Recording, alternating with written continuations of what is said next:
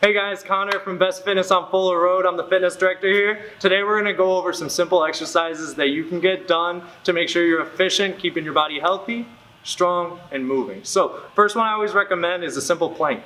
A plank's a great way to engage your full body and keeping your core tight because we have one spine and we want to protect it. The best way to protect our spine is using our core to make sure that we're keeping our line straight. So our back has a slight curvature in the lower part. One thing I want you guys to be mindful of is it's okay to be in a U shape.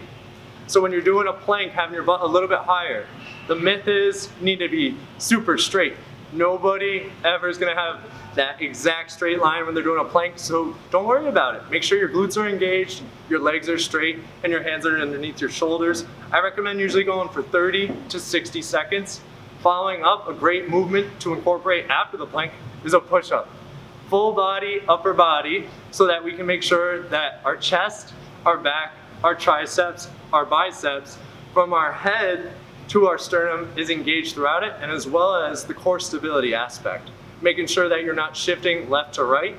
And from there, I usually prescribe about 10 to 12 push-ups. However, fitness levels vary, so let's start with time. Time's a great way to mediate that fitness level attribute, and one way I'd recommend doing it is, again, 30 to 60 seconds right after your plank.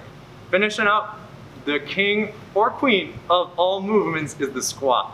So with the squat itself, making sure that your feet are underneath your knees are underneath your hips, and your core is engaged. What I mean by that is start with your glutes clenched, your core tight.